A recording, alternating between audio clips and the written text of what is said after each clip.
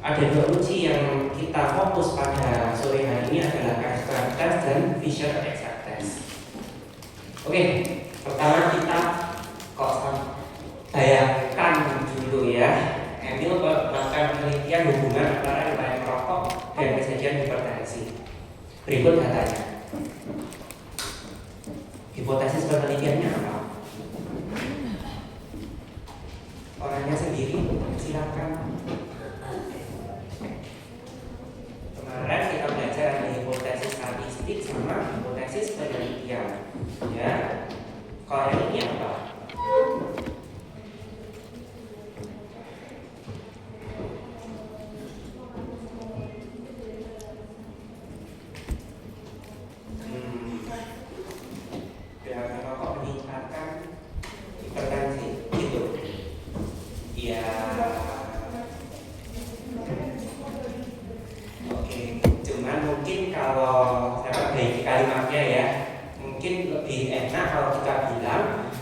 Hipotesisnya adalah ada hubungan antara riwayat merokok dengan kejadian hipertensi, ya. Jadi variabel independennya ya apa?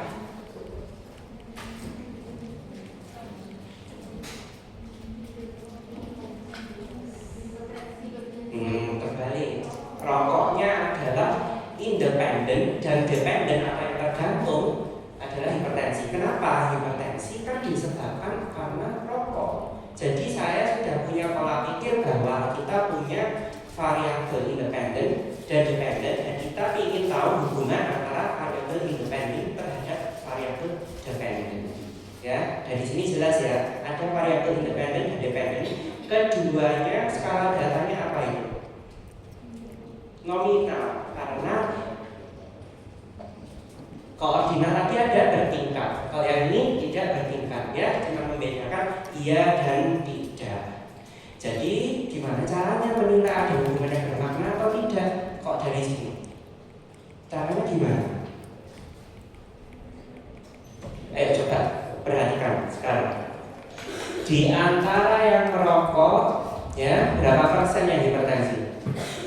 75. Bukan 9 75. persen saya tanya. 75%, ya. Karena ini persentasenya berdasarkan baris. Coba lihat, kalau saya berdasarkan baris yang ini kan, ya, yang horizontal, kita perhatikan di sini kok di total 100% kan, ya. Di antara yang tidak merokok berapa persen yang hipertensi? 16. Beda jauh? Jauh. Tapi signifikan atau tidak? Signifikan. Tidak tahu. Nah, kita sekarang belajar uji statistik yang dapat membedakan, ya, perbedaan proporsi kejadian hipertensi. Nah, tadi ya contoh ya. Apakah signifikan atau tidak? Namanya uji Chi-square.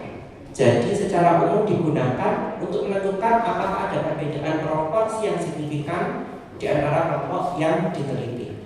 Sebagai contoh yang tadi, ini sih bedanya jauh sih proporsi kejadian hipertensinya ya antara yang merokok dan yang tidak merokok, tapi signifikan atau tidak?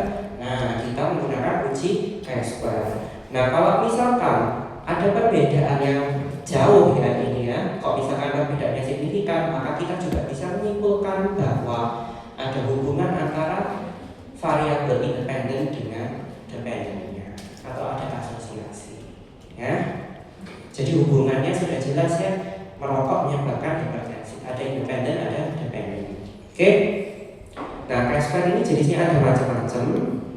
Yang pertama, Chi-square goodness of fit test, ya, digunakan untuk menentukan apakah distribusi frekuensi yang diamati dalam satu sampel berbeda dengan yang secara teori. Misalkan kalau kita membandingkan proporsi kejadian campak di suatu wilayah dengan nasional, berarti kan cuma satu nih dibandingkan dengan teoritisnya nasional. Nah, itu berarti cuma satu dibandingkan teoritis. Kita pakai Chi-square goodness of fit. Ada lagi yang Chi-square test of homogeneity, menentukan proporsi suatu kategori pada beberapa kelompok. Misalkan begini, ada intervensi A, intervensi B, intervensi C. Proporsi kejadiannya dibandingkan di antara ketiga kelompok. Nah, itu kita pakai yang mobility. Tapi kalau yang punya penelitian Emil tadi, kita punya variabel independen, punya dependen. Ada dua variabelnya. Nah, kita menggunakan chi-square test of independence. Kita hari ini akan fokus pada yang ini aja ya, yang paling sering digunakan. Oke? Jadi tujuannya komparasi atau asosiasi. Dalam artian tadi sudah saya kasih ilustrasi ya, kalau ada perbedaan proporsi yang signifikan, maka kita bisa menyimpulkan ada hubungan antara variabel independen dengan dependen. Skala datanya kategori yang nominal. Jadi diingat-ingat, tidak perlu uji normalitas. Adik-adik sering semua dibuat rata, uji normalitas semuanya ada. Kalau datanya kategori nggak perlu ya. Karakteristik ujinya ada satu independen, variabelnya ada satu independen, satu dependen. Jumlah kelompoknya lebih dari sama dengan 2. Jumlah pengamatannya plus 1 minimal ya. Kemudian penyajian datanya berupa tabel kontinuasi. Ayo coba kurang lebih seperti ini prinsipnya. Membandingkan antara nilai hasil pengamatan dengan nilai harapan. Hasil pengamatan itu yang mana? Misal yang di tabel pertama tadi ini hasil pengamatan. Ya, ini harus kita bandingkan dengan nilai harapan. Nilai harapan cara ngitungnya gimana? Total baris dikali total kolom dibagi N. Jadi di masing-masing sel, tadi kalau tabelnya Emil kan ada 4 tuh selnya, 2 kali 2 ya kan, 2 baris 2 kolom, berarti ada 4 sel di sini. Masing-masing punya nilai yang hasil pengamatan. Terus kita bandingkan dengan nilai harapannya. Nilai harapan dihitung dengan total baris dikali total kolom dibagi jumlah orangnya ya, bagi N. Kalau misalkan nilai observasi dengan nilai harapannya tidak sama secara bermakna atau berbeda secara bermakna, maka kita bisa bilang ada hubungan. Mungkin kita belajarnya nanti pakai software ya, tapi saya perkenalkan dulu bahwa kenapa penting melihat nilai harapan, karena ini adalah suatu syaratnya dari uji chi-square. Intinya nanti nilai observasi dan nilai harapan dikurangi, terus dipangkatkan dibagi nilai harapannya, di total semuanya dari 4 sel tadi itu nanti kita akan mendapatkan statistik chi-square dan dibagi dibandingkan dengan tabel. Nah, karena kita belajarnya nanti pakai software, mungkin kita bisa skip bagian yang ini ya. Kita langsung dapat p-value-nya kalau menggunakan software. Ya, cuman saya jelaskan prinsipnya saja. Jadi strategi chi-square itu mengikuti distribusi chi-square ya, distribusi chi-square seperti ini kurang lebih bentukannya, dan ini tabelnya dengan derajat kebebasan tertentu. Derajat kebebasannya adalah jumlah baris dikurangi 1 dikalikan kolom dikurangi 1. Tapi kalau tabelnya seperti Emil tadi, tabelnya kan 2 kali 2 ya, jumlah besar sampelnya banyak enggak nih? 12 sama 12 24. Betul. Ada 9 sama 3 12, ini 12 juga, berarti 24 orangnya ya. Relatif kecil. Kurang dari 40 ya. Kita menggunakan koreksi namanya continuity correction, penemunya Yes, jadi namanya Yes continuity correction ya. Sebentar, mungkin namanya rumit, ditelan dulu. Nanti karena ketika kita belajar SPSS, kita akan paham kenapa ada continuity correction ya. Interpretasinya gimana?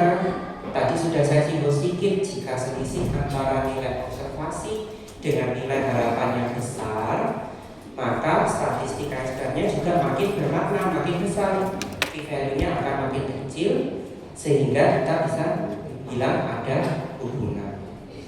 Chi-square itu sebenarnya menguji antar kelompok itu saling bebas atau tidak. Jadi hipotesis nolnya adalah tidak ada hubungan atau independen. Ya, orang independen kan tidak punya hubungan dengan siapa-siapa gitu ya. Kalau lebih gitu ya, cara ngapalinnya mungkin yang mudah ya. Kalau H1 atau hipotesis alternatifnya adalah ada hubungan ya. Sehingga Chi-square hitung kalau lebih besar atau sama dengan Chi-square tabel, maka H0 nya ditolak atau ada hubungan. Tapi kalau misalkan kita pakai p-value, biasanya kita pakai p-value berapa? 0,05 ya. Kalau lebih dari sama dengan 0,05 p-value nya berarti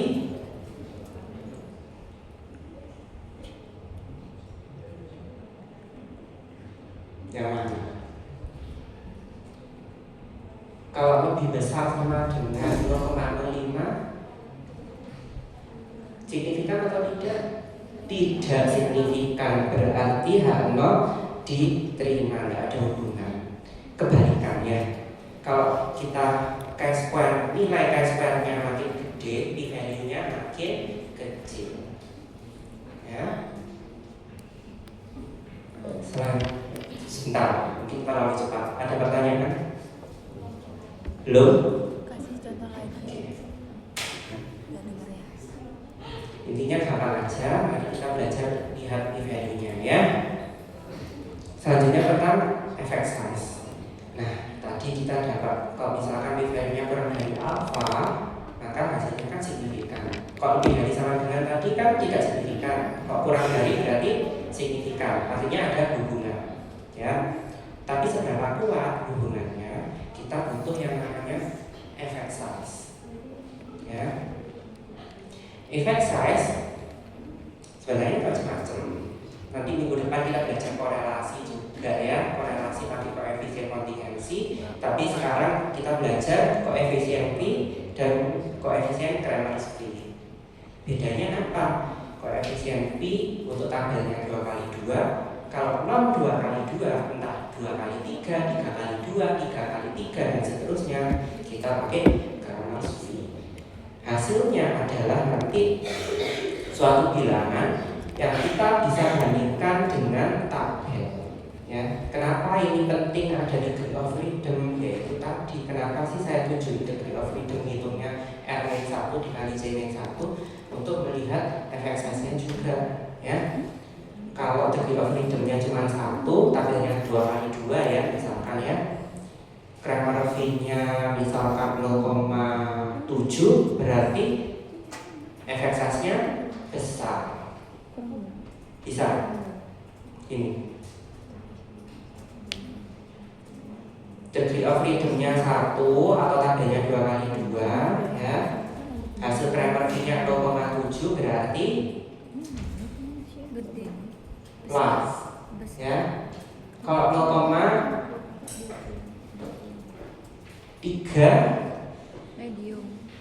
medium ya. Jadi kekuatannya sedang, kekuatan hubungannya. Kalau semakin besar, maka kekuatan hubungannya semakin kuat ya. Sekarang kita belajar syaratnya uji Chi-square. Tadi sudah belajar nilai harapan. Tidak boleh ada nilai harapan yang kurang dari 1. Dok, males hitung, dihitungkan X sama SPSS, tenang aja ya. Dan maksimal 20% sel dengan nilai expected value kurang dari 5 ya. Maksimalnya 20% tentunya. Gini, contoh. Tabel ini punya berapa sel? 4. Misal sel yang sebelah sini nilai harapannya cuma 3. Berarti berapa persen sel yang punya nilai harapan kurang dari 5? 1 dari 4 sel. Betul? 1 dari 4 sel memiliki nilai harapan kurang dari 5. Berarti bingung ya. Nah, nilai harapannya yang di sini 6, nilai harapannya yang di keduanya 7. Nilai harapannya di sini 3, nilai harapannya di sini 8. Berarti ada berapa? Yang kurang dari 5, yang E-nya kurang dari 5, ada 1 dari 4 sel, maka 25%. Ya. Boleh nggak memenuhi syarat nggak? Maksimalnya 20% nih. Enggak boleh ya. Enggak boleh ya. Jadi kalau tidak memenuhi syarat, hasil KSP-nya nanti bisa tidak akurat. Kita gunakan uji alternatifnya adalah Fisher Exact Test atau sel yang berdekatan bisa digabung. Misal kalau tabelnya 3 kali 2 dijadikan 2 kali 2. Misalkan seperti itu. Nah, contoh kalau pengetahuan, misal kalau skornya, misal kalau pengetahuan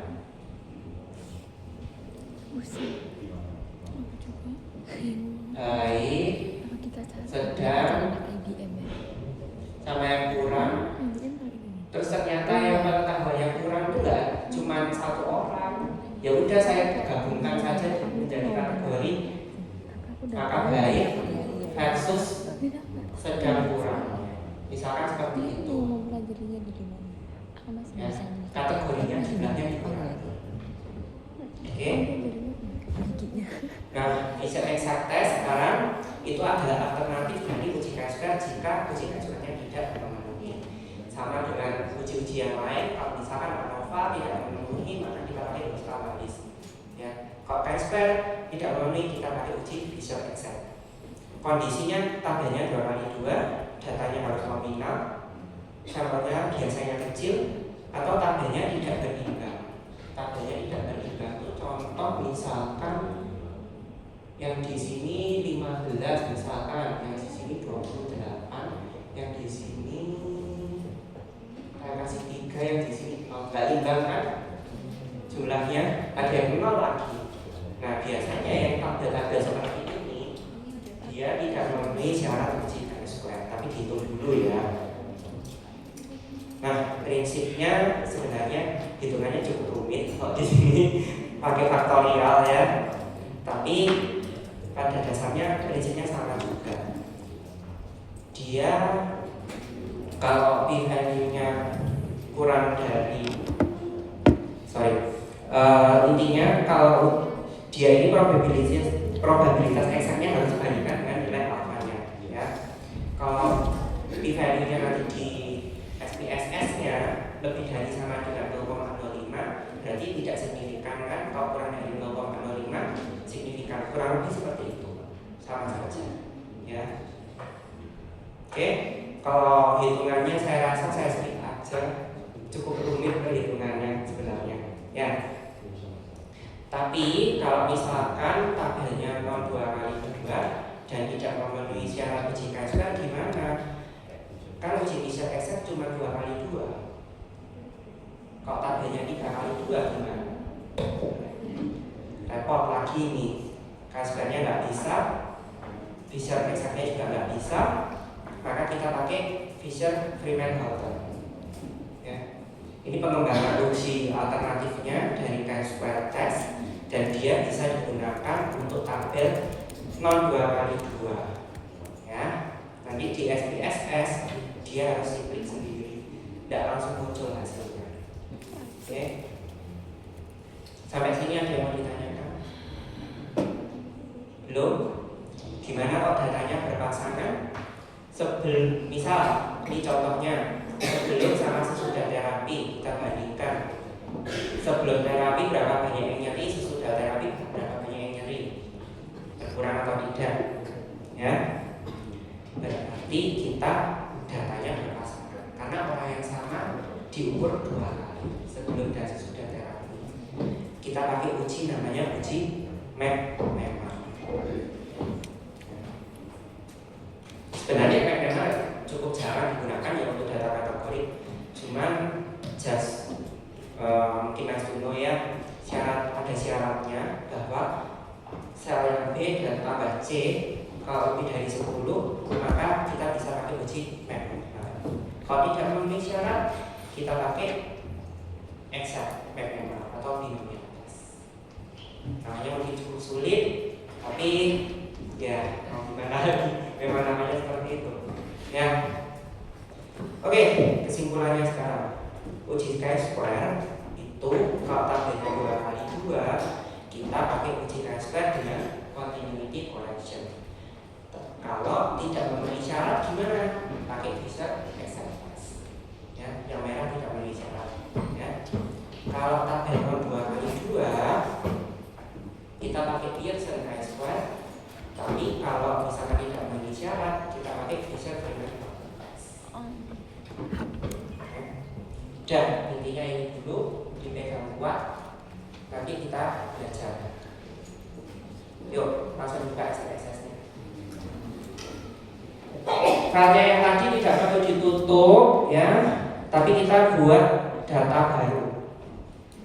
Dari kemarin soalnya belum pernah belajar input sendiri di SPSS kan? Kita belajar input manual ya. Studi kasus dulu, bentar, sambil menunggu SPSS-nya disiapkan. Suatu penelitian kohort dilakukan untuk mengetahui apakah ada hubungan antara diet vegan dengan kejadian defisiensi vitamin B12. Yang diet vegan lebih beresiko atau tidak? Iya. Oke, berarti kalau kita buat tabel epidemiologinya gimana? Bentukannya.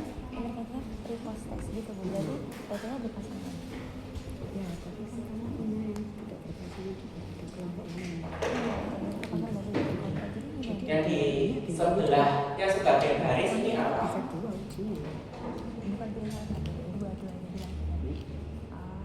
Ayo sudah terima. Kamu juga melihat tingkat kelompok. Iya betul. Berarti lakukan yang uji management dengan uji workout. Yang sebagai baris yang apa? Faktor resiko atau outcome-nya? Faktor resiko berarti sini vegan. Ya. Yang sebelah sini non vegan. Supaya dia muncul pertama, maka kita harus perhatikan codingnya. Biasa kalau kita coding mulai dari saya suka mulai dari 0 ya. Dan kalau sudah dari awal sudah mulai dari 0, semua datanya harus mulai dari 0. Tapi kalau kalian mulai dari angka 1, untuk seterusnya harus 1 dan 2, seterusnya ya. Jadi jangan ada yang mulai dari 1, ada yang mulai dari 2, ada yang mulai dari 3, ada yang mulai dari 0. Bingung kalian nanti. Jadi tetapkan saja dalam kalian lebih suka yang mana, mulai dari 0 atau mulai dari 1. Kalau saya lebih suka mulai dari 0 ya. Supaya muncul pertama, maka vegan kita coding 0. Kalau vegan kita coding 1 ya. Jelaskan kenapa alasannya. Berarti yang di sini apa? Sebagai kolom defisiensi. Nah. Itu malah lebih nggak kelihatan. Yang ini yang iya dan ini yang tidak ya. Betul? Betul. Maka ini kodenya 0, 1. Bisa? Ukuran asosiasinya kok kohort apa? OR atau RR? Atau PR? Hah? Apa?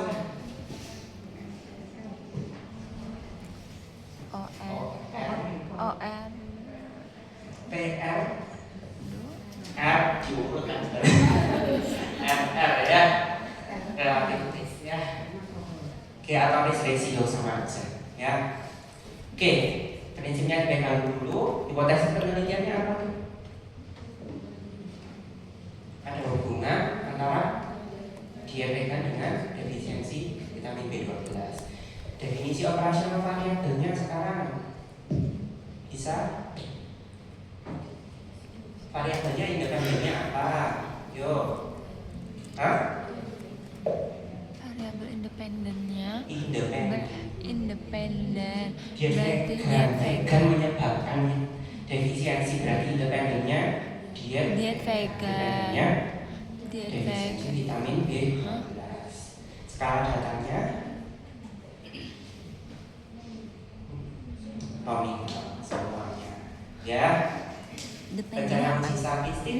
Dependennya vitamin yang Saya dijelaskan. expert ya, tapi nggak tahu. Nanti kita cek apakah memenuhi atau tidak syaratnya. Ayo sekarang Dependen. klik di SPSS-nya. Dependennya Bikin vitamin file new. New data. Independennya diet vegan. Gimana?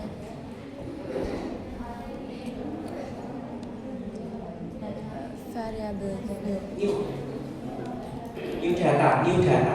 New data ya. Kita belajar input ya. Wih, bisa. Ayo, Kak. Mau nggak, Kak?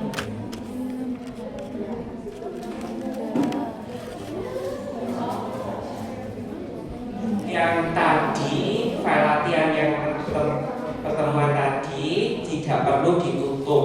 Kita buka file baru, kita latihan ya. Sudah buka windownya variable view. Di bawah ada data view sama ada variable view. Kita pilih variable view.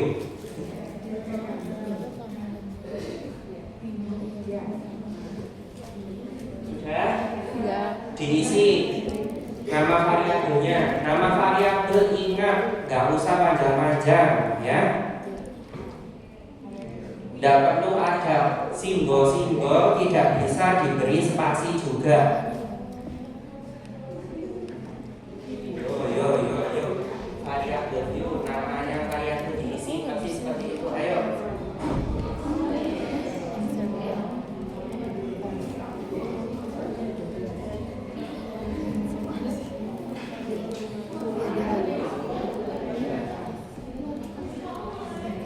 Ayo, sekarang variabel view diisi.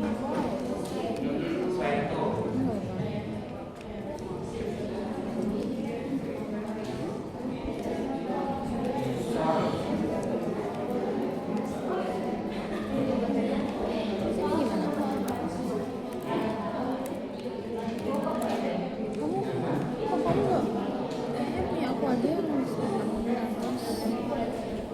Pindah kelas kamu kemana?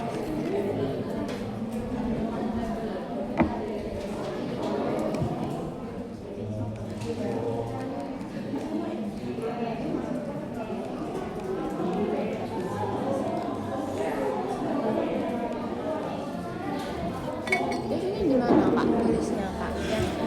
Yang value-nya aku kok 0. Gun, value kamu masih value kamu Ayo, 0. value-nya sekarang diklik lambar yang ada di P3-nya ya, lalu diisikan. Ditambah. Kalau ada ekspresi baru, diklik tombol tambah, maka kita isi value variabelnya. Gitu.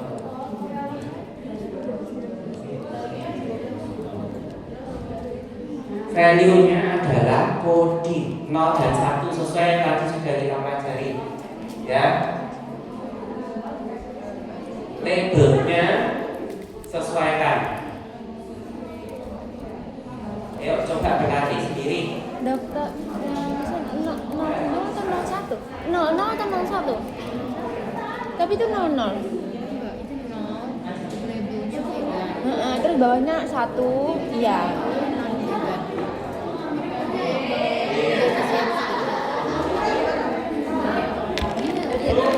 Tak tahu kok tahu yang itu. Iya.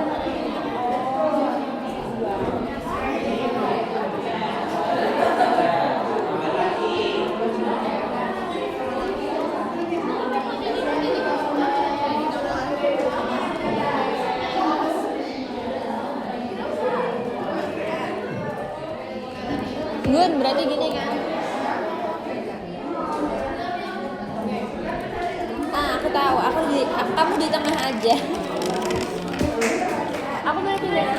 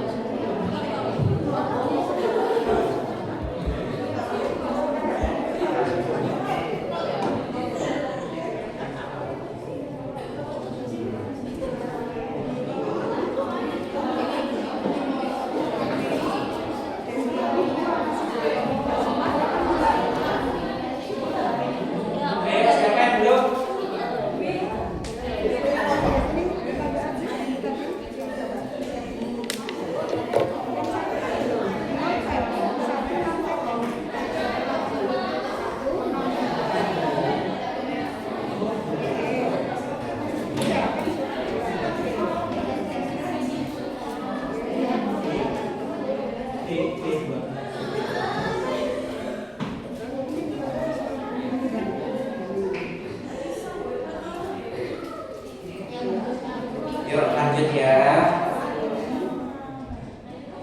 Terus kita input ke data view. Tadi yang pegang kodenya berapa?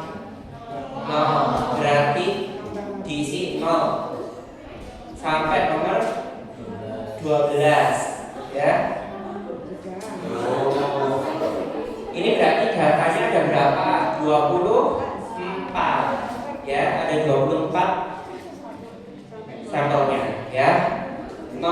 Olah nomor 1 sampai nomor 12 dia-nya vegan. Berarti kita isinya angka 0 dari nomor 1 sampai nomor 12. Nomor 13 sampai nomor 24 diisi 1 ya. Ayo coba.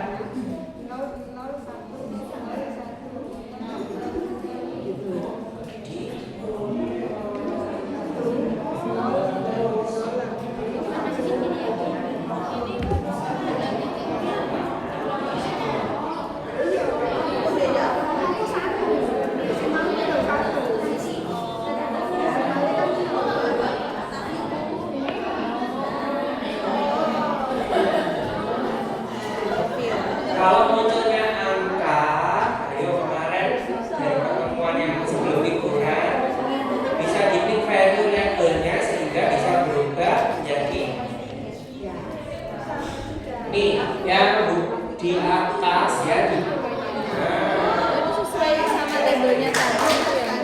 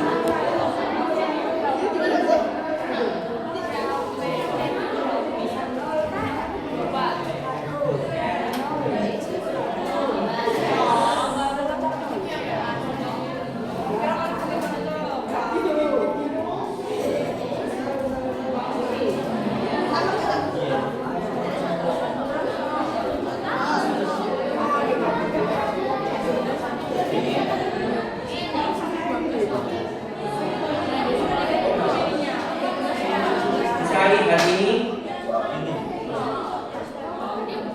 kalau kita klik yang simbol angka 1 dan huruf A value label, maka kita bisa berpindah dari coding menjadi label ya. Oke, bisa ya. Ayo lanjut.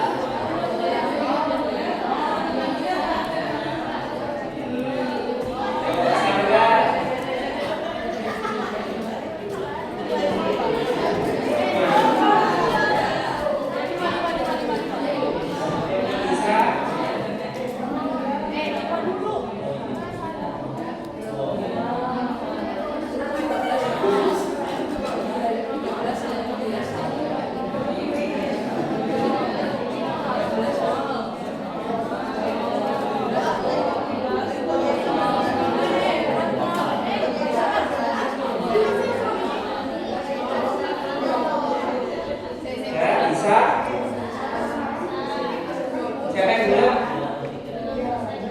Belum selesai? Ya. 3 menit.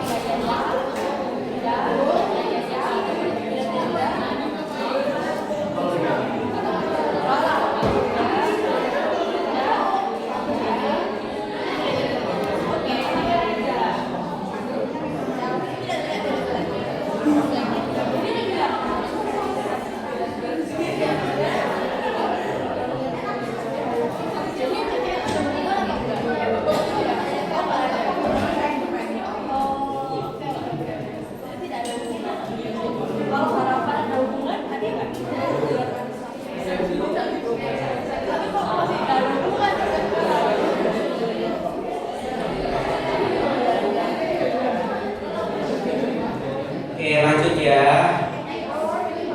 Kita klik analyze descriptive statistic prospect.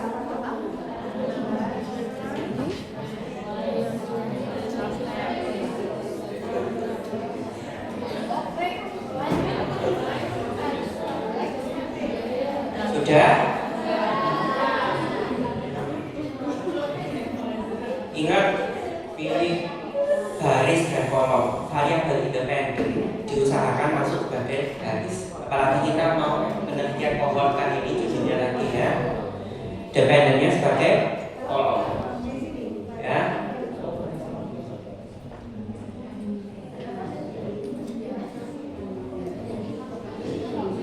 Sudah? Belum? Sudah? Oke, next. Pada option statistik yang ini statistik ya, kita pilih chi-square, p-n-v sama risk.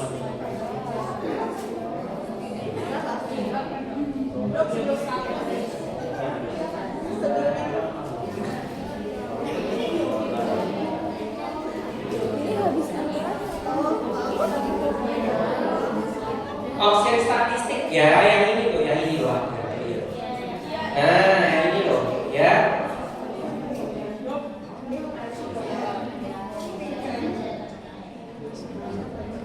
Bisa? Nah, yang lain-lain, correlation, kemudian kita juga bisa statistiknya pakai ordinal juga, misalkan gamma atau delta, ya. Dan juga di sini kalau misalkan datanya berpasangan, kita klik map nema, tapi kebetulan data kita tidak berpasangan, ya. Terus karena kita ingin tahu relative risk atau risk ratio, maka kita klik risk. Kemudian minggu depan kita akan belajar tentang correlation, ya. Tapi untuk saat ini kita belajar chi-square, p-n-v aja, ya, sama risk. Kalau sudah, klik continue, jangan di OK dulu, masih banyak yang masih centang ya. Ada option cell sekarang, cell itu di bawahnya statistik tadi, ya. Kita kan ingin cek syaratnya, jadi kita harus tahu nilai harapan atau expected count dan nilai hasil observasi O dan E yang tadi kita pelajari pada lebar itu tadi ya. Itu dicentang, kemudian persentasenya kita pakai baris, ya. Kenapa pakai baris? Karena kan kita faktor risiko terhadap outcome. Jadi kita ingin tahu berdasar yang vegan itu berapa banyak sih yang defisiensi vitamin B12. Makanya pakainya persentase rho. Ya. Selain itu opsional sesuai kebutuhan kalian saja. Ya. Sampai sini bisa? Kalau sudah, klik OK kalau sudah yakin betul. Maka hasilnya adalah seperti itu.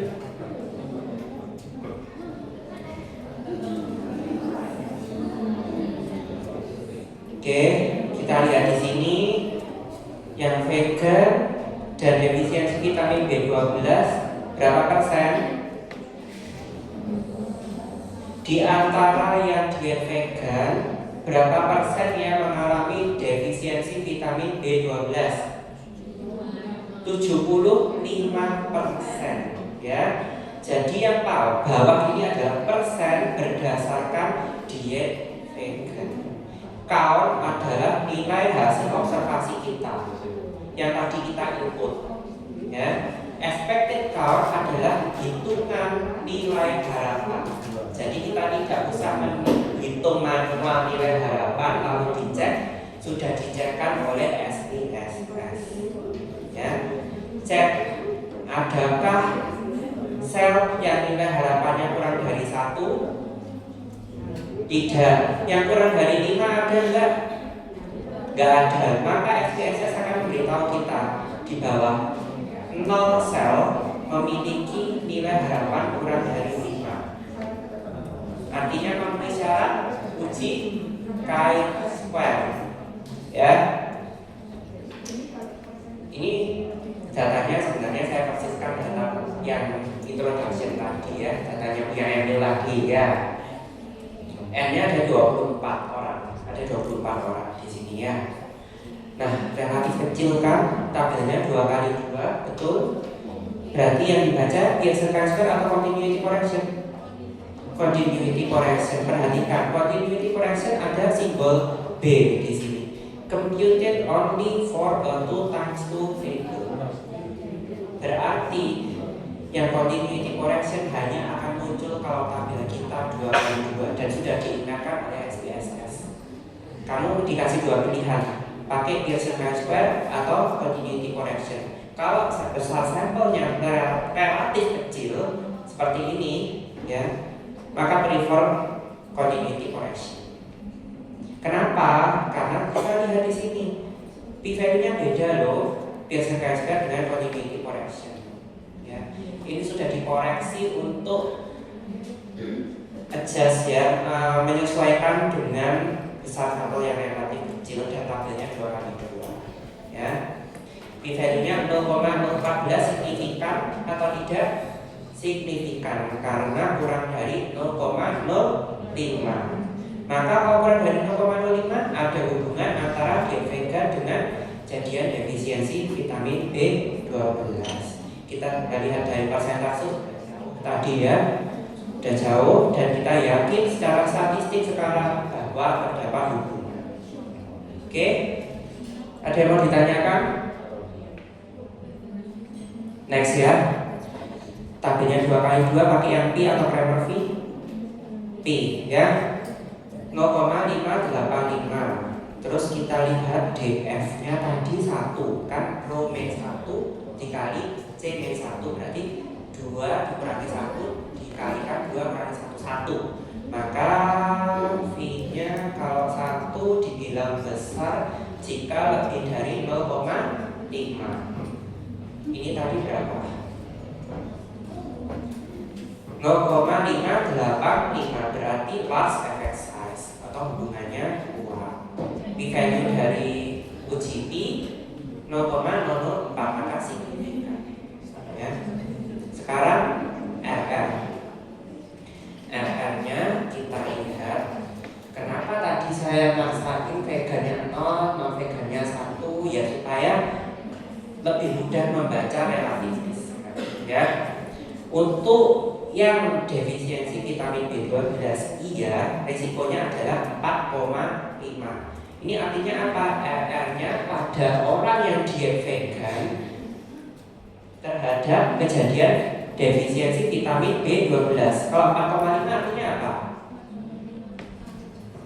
Meningkatkan risiko sebesar 4,5 kali compare to dibandingkan dengan yang non vegan, ya. 95% confidence interval, maka kita yakin, ya, dengan tingkat keyakinan 95% resikonya kurang lebih sekitar 1,2 sampai 16,6 kisaran, ya. 95% confidence interval itu kita ngomong kisaran, ya.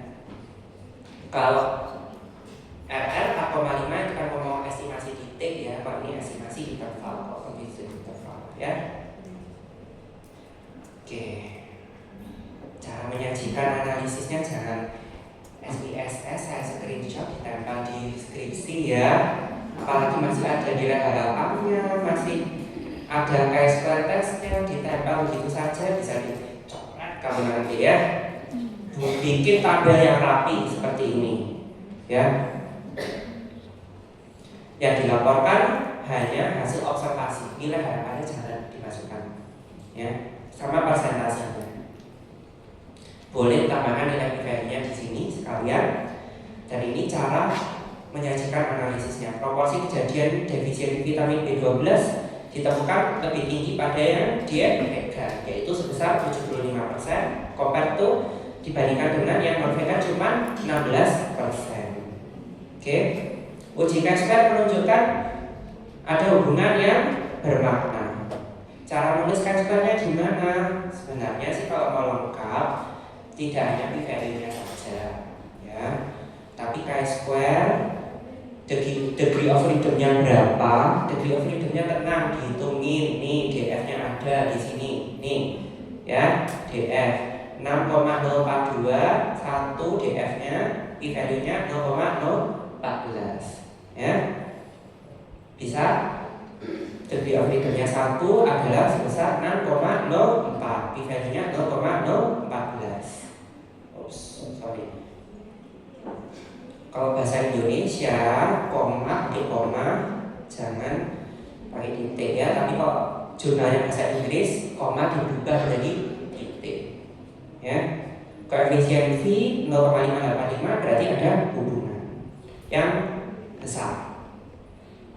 Kalau interpretasi RR, orang dengan diet vegan berisiko 4,5 kali lipat lebih tinggi untuk menderita defisiensi vitamin B12 dibandingkan dengan yang tidak diet vegan. Sampai sini ada yang mau ditanyakan?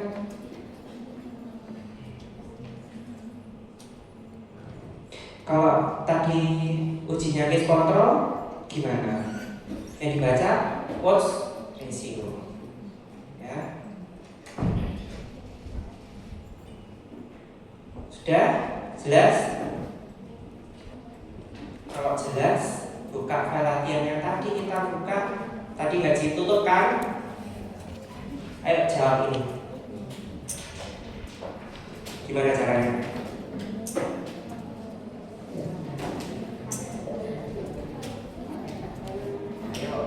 Kita telah pelan-pelan. Pendidikan terakhir ibu dengan status anemia, independennya yang mana? Pendidikan kurang lebih kayaknya kalau kurang pendidikannya rendah mungkin lebih risiko kali ya untuk anemia gitu ya mikirnya ya. Berarti yang ditaruh sebagai row yang mana? Pendidikan, sebagai kolom anemia ya.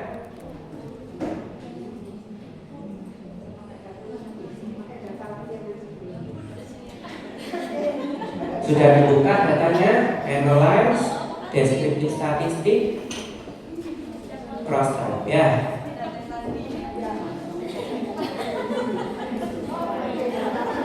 Pendidikan, terus anemia selama hamil. Pendidikan tadi ada berapa kategori? 4. Nah, ini saran ya.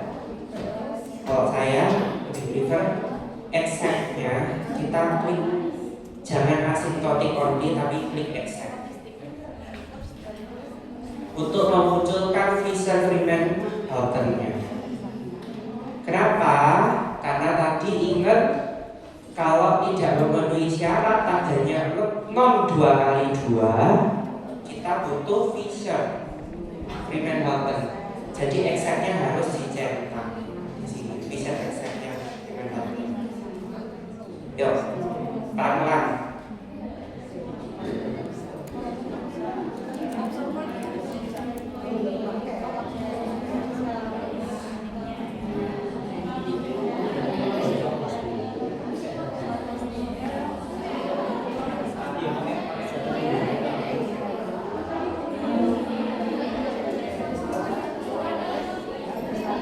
Beberapa versi SPSS yang tidak ada exactnya ya mohon maaf, cuma bisa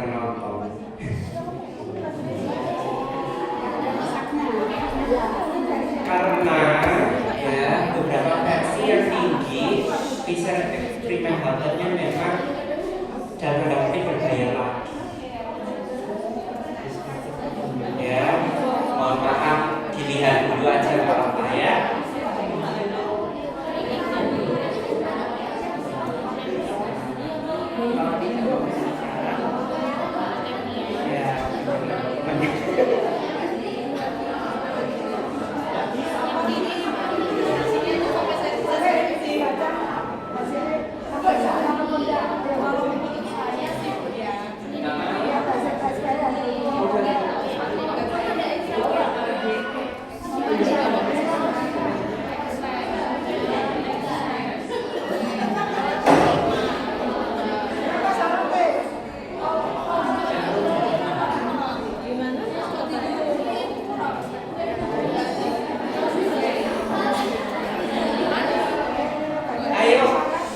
Perhatikan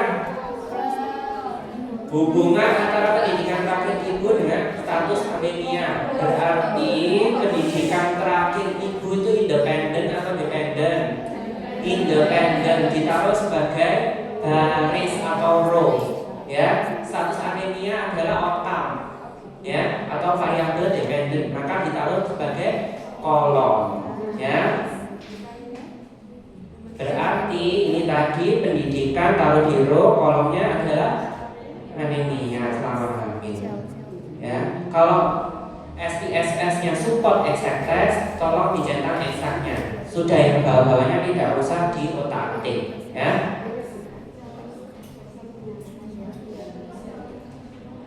Kalau versi SPSS-nya belum ada exactnya, dilihat aja dulu, ya. Statistiknya sekarang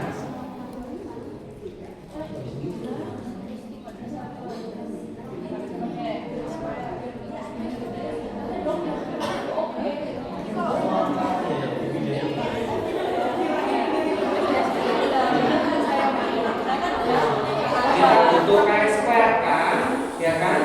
Chi-square butuh V and grammar, ya. Chi-square aja sebenarnya cukup untuk overall ya, tapi kita ingin tahu seberapa kuat juga, maka kita cetak V and grammar, ya. Ingat datanya tidak berpasangan, ya, karena ada yang anemia, ada yang tidak anemia. Berarti nggak mungkin satu orang yang sama mengalami anemia sekaligus tidak anemia, kan nggak mungkin. Berarti memangnya nggak mungkin, ya. Kalau mau dicetak garis, silakan.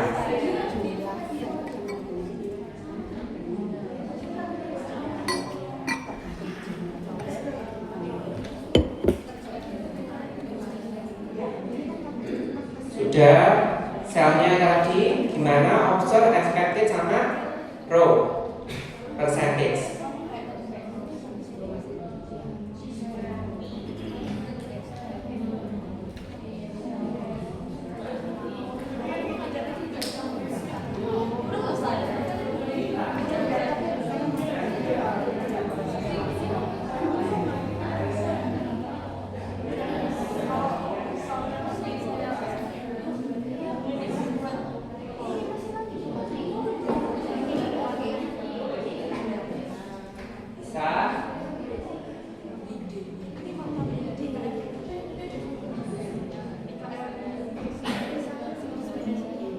Kalau sudah yakin betul, klik OK.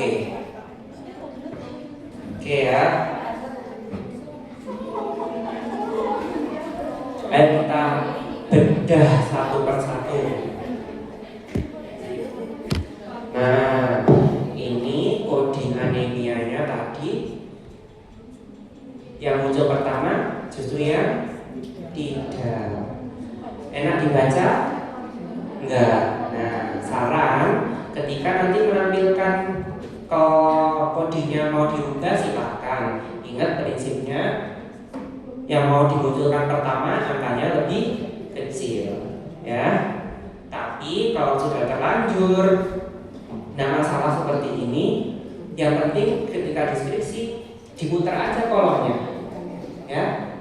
Kolom iyanya dipindah ke sebelah kiri, yang kolom tidaknya pindah ke sebelah kanan, ya. Sebenarnya di beberapa versi SPSS juga bisa dipindah sih ini. Kok double klik, terus iyanya saya pindah ke geser ke kiri,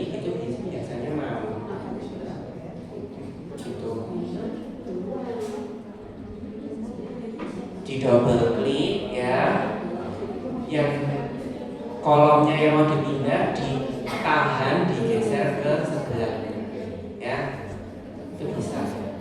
Ayo coba kita lihat yang pendidikannya SD berapa banyak yang anemia, berapa persen? 77%. Yang pendidikannya tinggi cuma 33%. Dari sini kita yakinkah ada beda?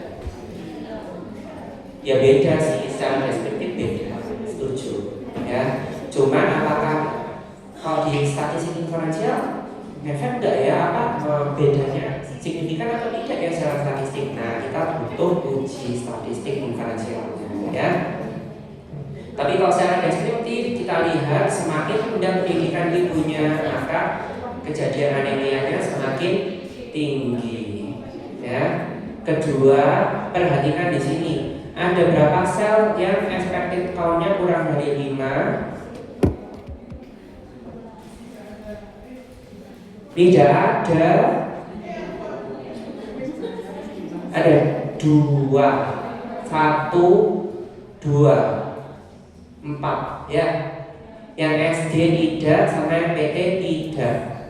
Ada berapa? 2 ya. 2 dari berapa sel? 8. Berapa sel toh ini? 4 kali 2 berarti ada berapa sel? 8. Berapa banyak yang kurang dari 5 expected count-nya? 2 per 8 berapa? Maka 25%. SPSS sudah kasih tahu di sini. Memenuhi syarat uji K-square enggak? Enggak. Tadi maksimal 20%, sekarang 25%. Berarti tidak memenuhi syarat. Artinya kita perlu uji apa? Fisher accept test. Tapi karena tabelnya 0 2 kali 2, ya di sini yang keluar apa? Fisher Freeman Halton ya. 0,172 signifikan atau enggak secara statistik? Tidak, karena lebih dari 0,05. Maka ada hubungan enggak antara pendidikan ibu dengan kejadian anemia? Tidak ada hubungan. Bisa?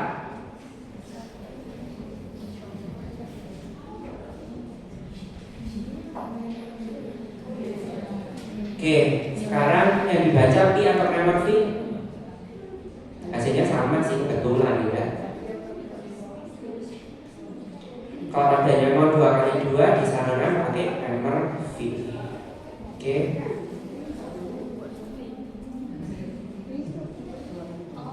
Ayo pertanyaan berikutnya. Apakah terdapat hubungan antara anemia saat hamil dengan kejadian BBLR? Independennya yang mana, dependennya yang mana?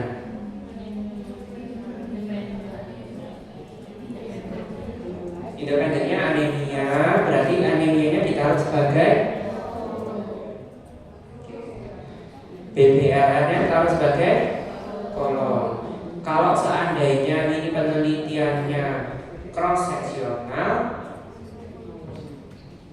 terus diminta ukuran asosiasi, berarti pakai apa?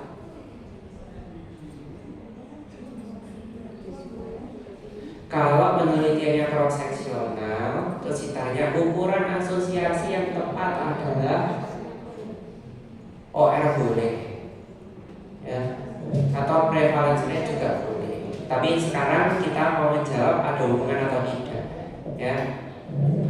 Oke, kerjakan sendiri.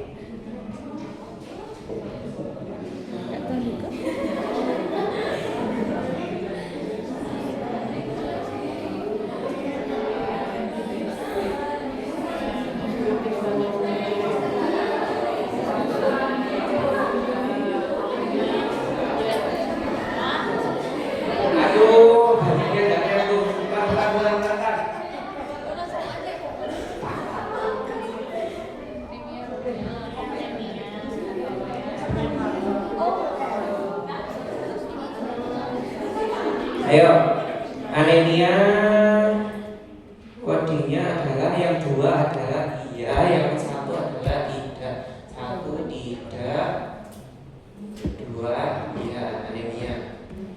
Ini skala datanya apa? Nominal, ya kan? Terus BBLR.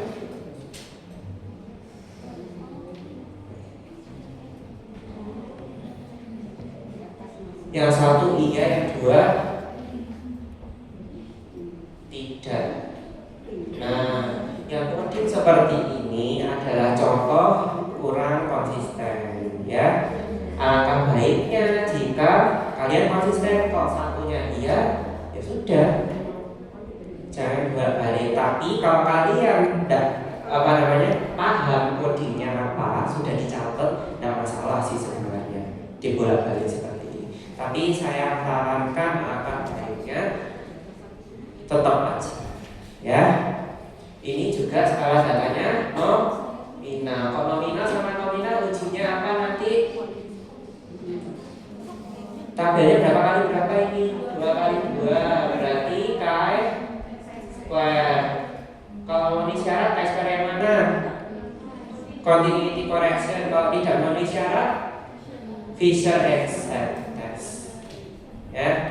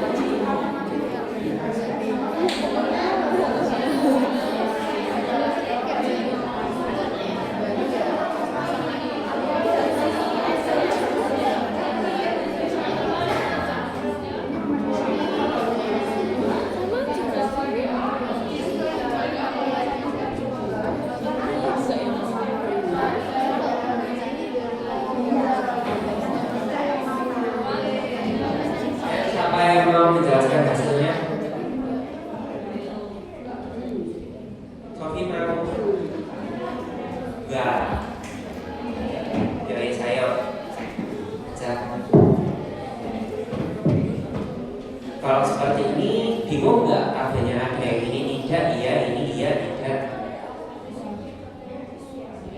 Bingung ya? Nah itu nanti diragukan ketika melaporkan di skripsinya ya. Atau kalian double klik aja, misal yang ini mau saya pindah ke atas. Susah.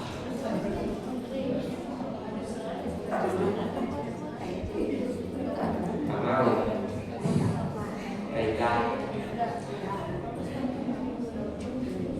Yang anemia saat hamil berapa banyak yang BBLR? 60%. Yang tidak anemia BBLR cuman 35%. Jadi secara deskriptif kita bisa melihat bahwa kejadian BBLR lebih banyak pada yang anemia. Signifikan atau tidak? Tidak. Yang dibaca yang mana? Yang Fisher exact atau yang Pearson atau yang community correction? G-square kenapa? Memenuhi syarat nggak ini?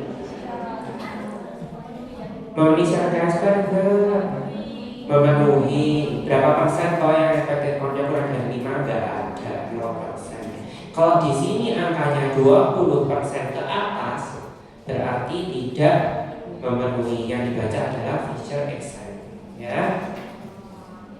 Karena tadinya 2 kali 2 ya bolehlah kita pakai yang continuity correction aja 0,172 berarti tidak signifikan, tidak ada hubungan antara anemia dengan kejadian BDLM. Bisa? Oke, untuk yang analisis data kategori yang nominal, saya rasa ini sih yang bisa saya kasihkan. Ada yang mau ditanyakan? Cukup? Hari ini ada banyak yang dipelajari ya. Minggu depan kita belajar menyajikan data ya. Dan masih ada satu uji lagi yang penting yang belum dipelajari, yaitu korelasi dan regresi. Minggu depan tetap tak laptop, siapkan SPSS-nya ya. Minggu depan harus lebih siap lagi. Oke, kalau nggak ada pertanyaan mungkin